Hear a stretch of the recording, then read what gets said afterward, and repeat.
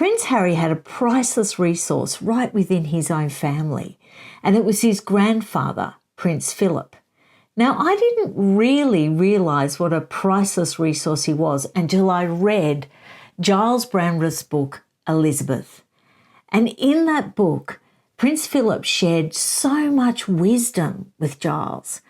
And I just wish Harry had read it before he made all the mistakes he made, but unfortunately he couldn't because it was published after his grandmother's death. So what is this priceless information that Prince Phillip could have given to Harry? Well, I'm just going to read you a little quote from the book, and it's this. "Don't talk about yourself," was the Duke of Edinburgh's golden rule. Elizabeth II, of course, never gave a formal interview, but in public speeches and in private conversations, she very rarely talked about herself. She just doesn't, says her husband, and she is the happier for it.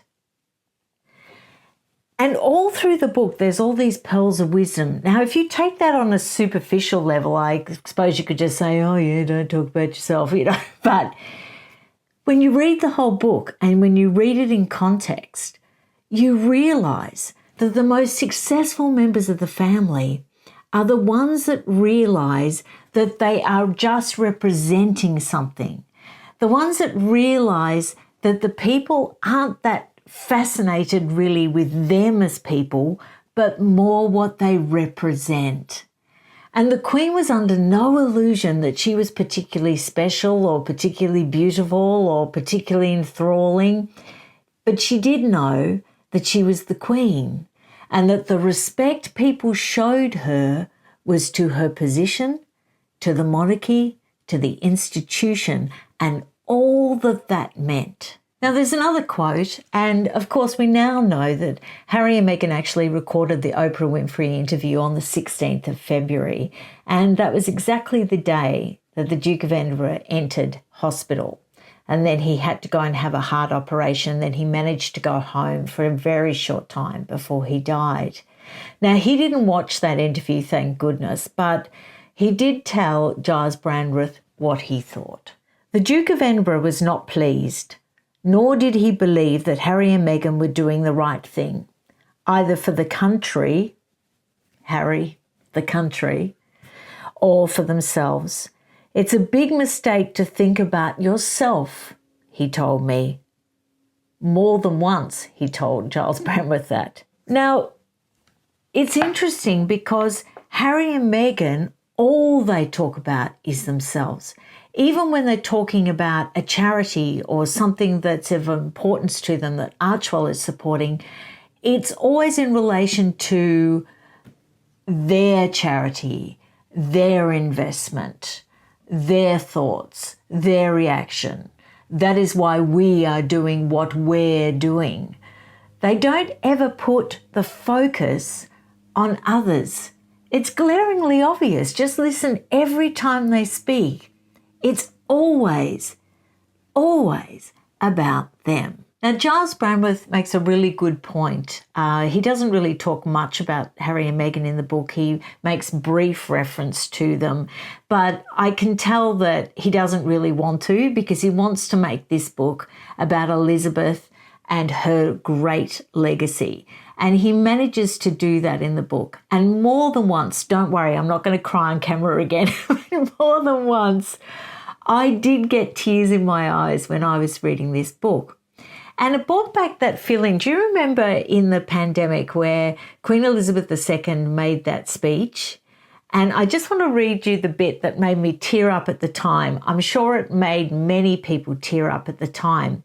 But it is relevant. I'm not just throwing it in there as a random thing. It is relevant to what I'm going to say next. Now, this is just a short quote from that speech that she made when we were all under lockdown for the first time, and everyone around the world was pretty much terrified, and it was bad. It was bad. There was no vaccines. There was nothing happening. Lots of people were dying. It was, right at the start, okay? And she said, "We should take comfort that while we may have more still to endure, better days will return." Now, this is the bit that made me messed up, and it still does, but don't worry, I'll keep myself under control. We will be with our friends again. We will be with our families again. We will meet again. And that was so profound and yet so helpful and so strong and in a way defiant. I loved it. I just absolutely loved it. It just made you sit up a little straighter, stand a little taller and say, no matter what happens, we'll meet it face on. I just loved that. I thought that speech that she made was just spot on at the time. Now, talking about not making the story all about you or believing that the intention is about you or making it at all about you, which is fabulous advice. Prince Phillip actually gave that advice to Catherine. When she was just sort of starting out as a young married woman, he said this to her: "No one is interested in you in the long run. Don't court popularity. It doesn't last. Remember that the attention comes because of the position you are privileged to hold, not because of who you are. If you ever think it's all about you, you'll never be happy." And the reasoning behind that is that when things are going well and you think it's about you, well, you tend to go on a little bit of a high because everyone's admiring you and everyone's saying you're beautiful and everyone's, the positive vibes are flowing your way. But the trouble is that's transitory. Most people that have gone through life know that we can be admired one minute and hated the next. And the trouble is that if you believe the good publicity, then you'll believe the bad publicity. So when people turn on you, or when you're not young and beautiful anymore, or when you don't have what they want anymore, you'll believe the negative publicity and then you'll get depressed. And that's one thing that the Queen avoided. She never believed it was about her. Never. So when she got older and she wasn't as, the beautiful young queen that she once was, and sometimes she went through periods of her life where just people did not admire her. They were piling on her, really.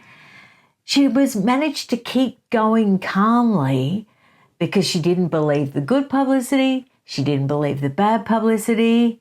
She just kept going steadfastly forward with her duty. Now, Gyles Brandreth tells a really beautiful story in this book, and it's all about when Queen Elizabeth II actually married Prince Philip, and her father, King George VI, actually walked her up the aisle. Now, a few days after the wedding, when she was on her honeymoon at Balmoral, she received a letter from her dad, and it said this: "I was so proud of you and thrilled at having you so close to me on our long walk in Westminster Abbey. But when I handed your hand to the Archbishop, I felt that I had lost something very precious. You were so calm and composed during the service and said your words with such conviction that I knew everything was all right." And that beautiful sentiment was actually shared with Queen Elizabeth II with Gyles Brandreth at a later date, because she said that feeling that everything is all right was something that she always tried to deliver to everyone in the United Kingdom.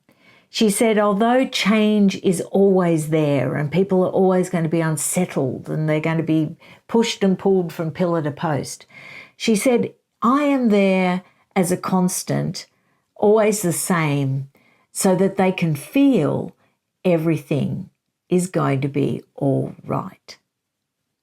And I think she achieved that in her 70 long years of reign.